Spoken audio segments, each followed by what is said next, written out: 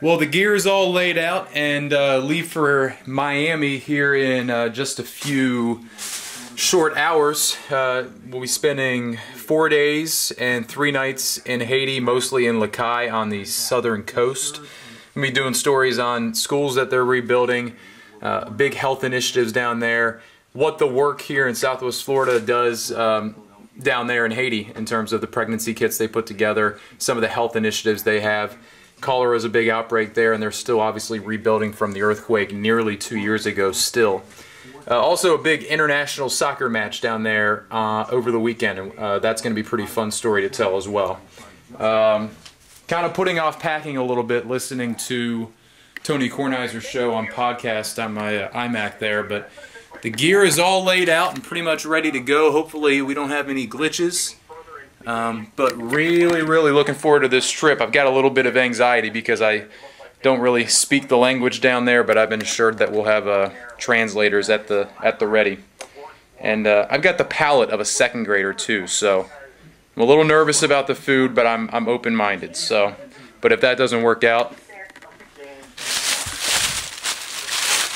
got a lot of options here in terms of granola bars and protein bars too, but that's going to be my best friend for the next 5 days.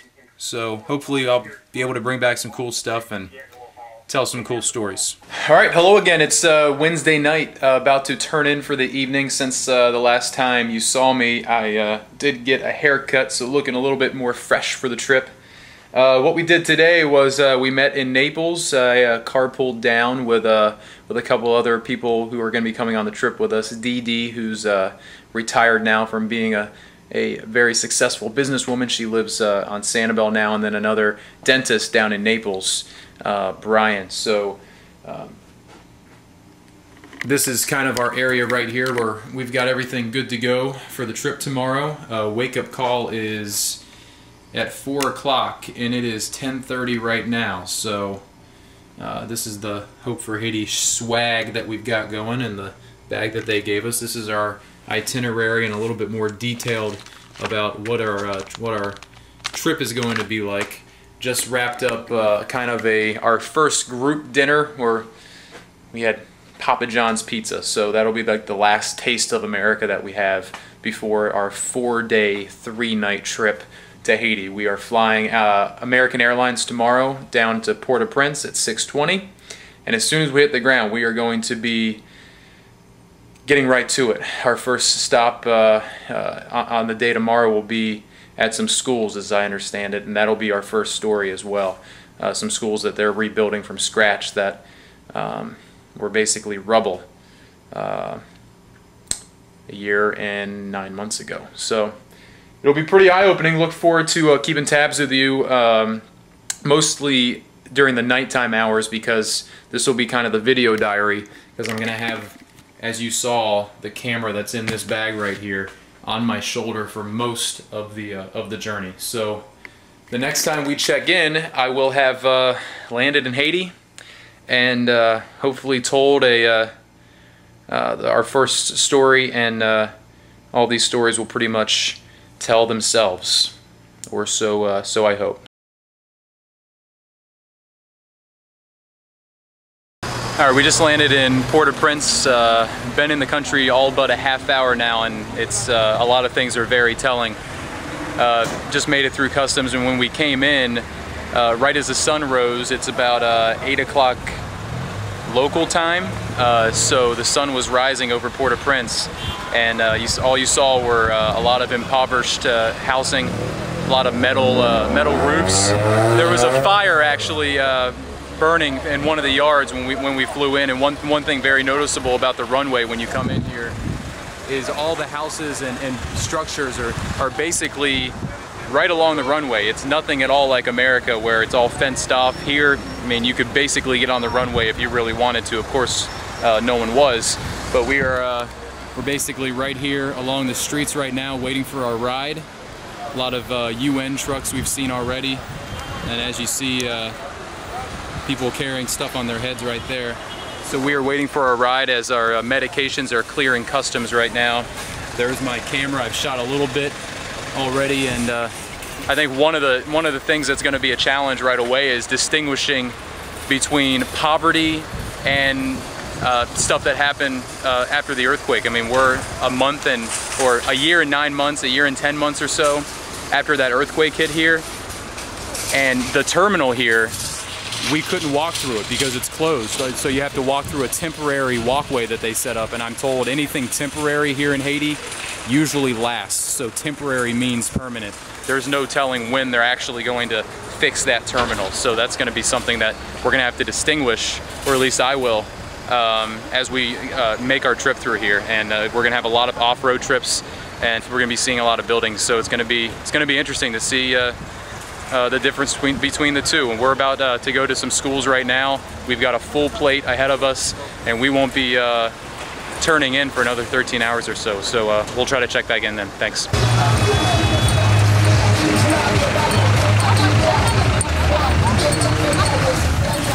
What you're looking at just now was kind of like Haiti's bus system almost. These pickup trucks go by and pick up people, and it's called a tap-tap because if someone taps in the back, the driver, they know that that's their stop. It's kind of like a bus where you pull the lever. But this is downtown Port-au-Prince, and traffic laws kind of don't matter here. In fact, they just got traffic lights not too long ago, and people are still trying to learn them. So it's still kind of a dangerous situation just driving alone down here. A lot of people with a lot of skills carrying stuff on top of their head. There's someone digging right here. I'm not sure exactly what they're digging. This is Hope for Haiti's depot. This is where all the stuff gets funneled in. We just had lunch here. There are some roosters hanging out in the street left and right. So a very vibrant inner city Latin culture down here. And we are on our way to another school right now. One that was totally destroyed in the earthquake. We're talking just a pile of rubble. So we're gonna go check that out. And then it's on the road to Lakai. What I'm told is a lot of back roads, so we'll check that out. Maybe we'll record a little bit of that drive as well. All right, we are leaving the mountaintop school now. Mike's driving. Mike, what's one of the things that sticks out to you when you come to this school? This school, resilience. With the amount that the community lost, not only in the structures and memories of the school, but the students and the sisters and the teachers and the friends, to have it bounce back the way it has no other word than resilience. And to your 9 o'clock there, that was a pile of rubble just less than 2 years ago, huh? Yep. I guess the one thing that sticks out to me is the kids. Every classroom you go in, they're all smiling. They're very fun-loving, very respectful, and they genuinely want to be here. So it's a very refreshing difference. Everybody will be smiling. No matter what, they will be smiling. Gilbert and Bill in the back. What stuck out to you guys?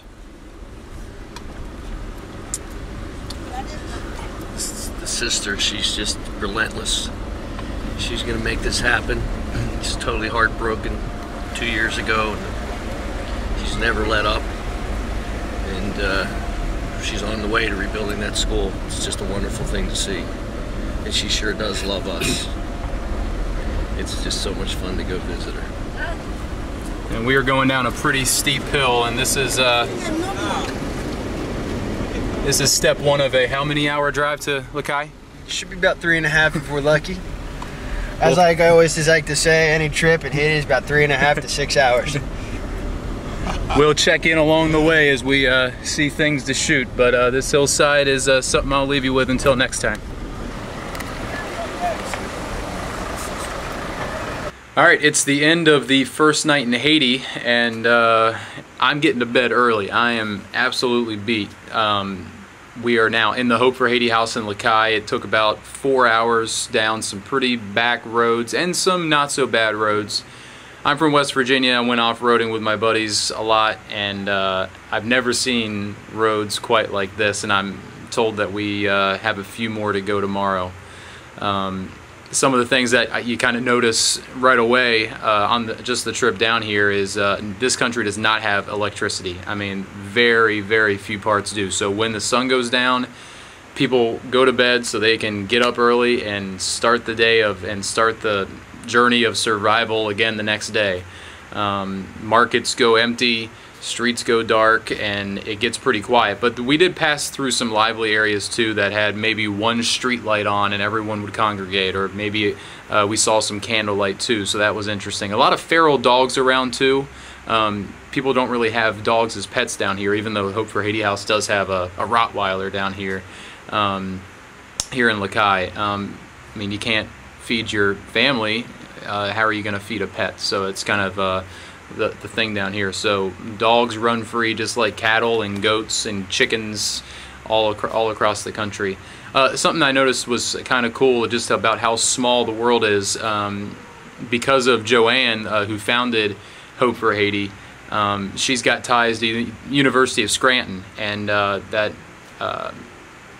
that's a big area with my family, and my godmother went to the University of Scranton, and my dad and my dad's side of the family grew up not too far from there. So a very close connection. They do a lot of missionary work down here, and they do a lot of work with Hope for Haiti as well. So big day ahead tomorrow. We have a 7 o'clock wake-up call, and we hit the infirmary here locally at 9 o'clock, and then we go to a couple schools as well. So next time I check in, we'll tell you a little bit about that, and hopefully we are all very well rested. But we got the fans cooking, we got the mosquito nets on, and it's going to be a hot night as we avoid the mosquitoes. Good night. You're looking at the Hope for Haiti House dog, Sophie. She will strike fear into the heart of you. But you know what? She's just a pup, and she's the sweetest dog in the world. We are taking a little break here. Went to a couple schools, saw some clean water initiatives that they're having. We're about to go to local Artisans Guild, I believe. But we're taking a little break here. That way the cars can get serviced and we can unwind a little bit. And we're about to hit the road. What's kind of interesting about the trip we took is, boy, I thought yesterday was off-roading. Today was ultra off-roading. We went through water in some cases, and I can't believe cars down here go through what they go through. Haitian car maintenance is very, very key. So our cars are getting looked at right now before we head out. And then the big soccer match tomorrow. My roommate, Dr. Brian Childs, who's a dentist in Naples, we were talking a little bit on the way back, mostly about Haiti, but we brought up one subject that is kind of interesting. Kyle Bowler, he's a backup quarterback in the NFL. We're trying to figure out where he went to school, so he's actually out on the internet right now trying to find that out for us. Oh, actually only for ourselves, but we'll check back after the Artisans trip. Just got some maracas from an artisan on the street in Lakai on the water. Shot some video down there too. We went down there basically just to check out the artisans and have a beer or two. Little fatality today though. My iPhone headphones that I attached to my camera fell apart a little bit today, so I might write a letter to Apple letting them know their products did not make it overseas. Not fun at all. But got the maracas for my nephew Adam, and a few other goods for the Christmas season. My Camelback worked out very well today. Got that from a buddy of mine who's in the U.S. Armed Forces, and we will not say his name in case anyone from our government watches that. Another very solid day here in Haiti, collecting a lot of stuff with my baby boy here, or girl, who knows. We're about to eat some dinner, some more authentic Haiti food, so it should be pretty fun. And let's actually go out to the house here. This is the house that has all of us.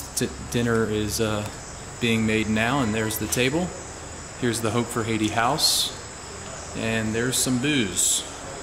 So we work hard, and we're not gonna actually play too hard. Might have one cocktail tonight and see how it goes. But anyway, there's the digs, the mosquito net, and we'll check back in maybe later tonight. Who knows how it goes. See ya.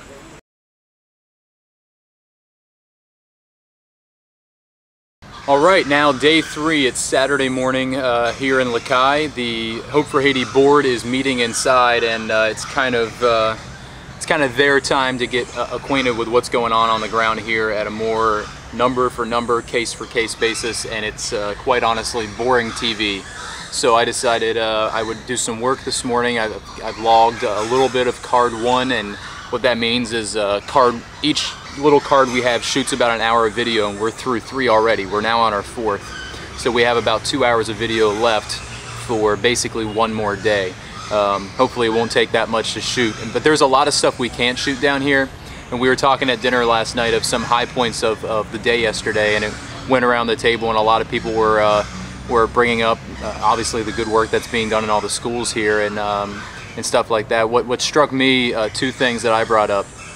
One was a Hope for Haiti positive, and another one was just an overall day positive. The Hope for Haiti positive, you'll see in the stories, was the well that they produced for one of the schools up there in a very remote area. The next closest well than this to this is basically an hour and a half walking, and without this well, people would need to walk pretty much that far, which means they would have to carry the water back. We also saw another source of water that was clean, but pretty much just several feet away were kids playing and people washing clothes, and that's where you wash clothes, is in rivers down here. But another thing was the non-Hope for Haiti thing. What struck me is there's so much we cannot shoot down here, whether you're driving in a rocky area or you just can't turn your camera on in time. And I'm actually charging 2 batteries right now. We're using so much juice.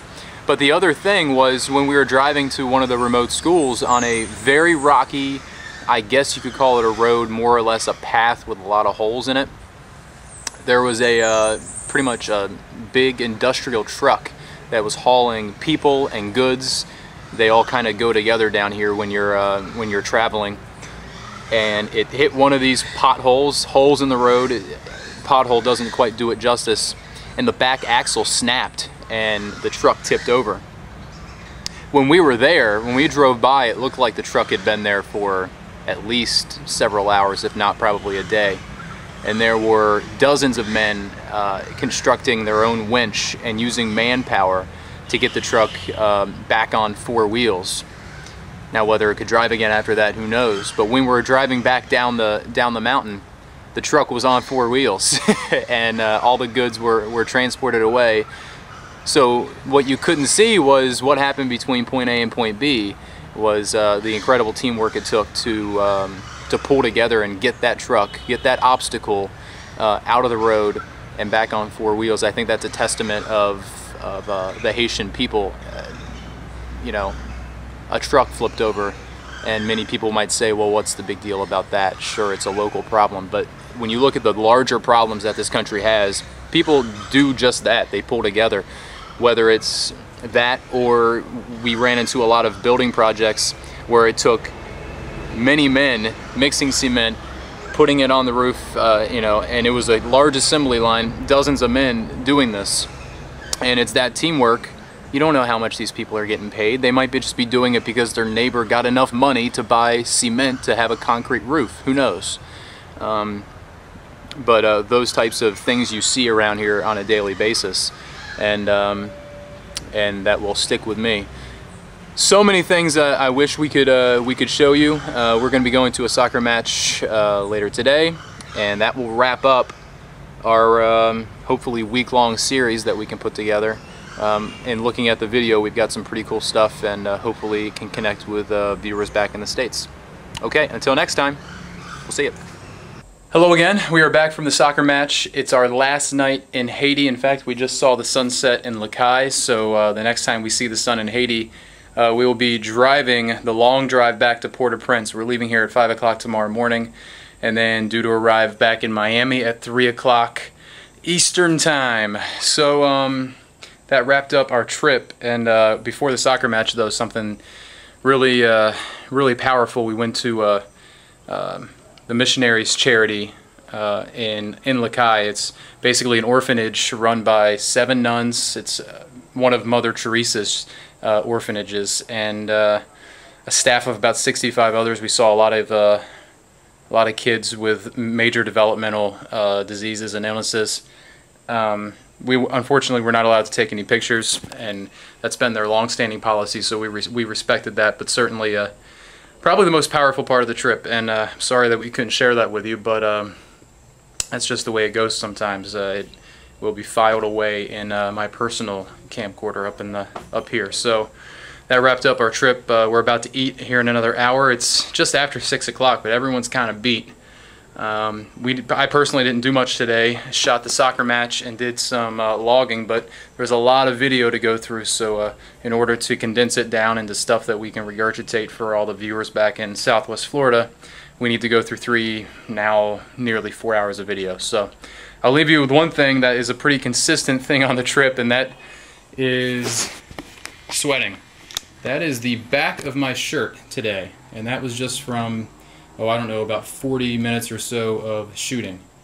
And I'm not normally a sweater, but my roommate Ryan will be very appreciative of the amount of back sweat that was involved in today. So until the airport in Haiti or the ride back, we will say goodnight for now.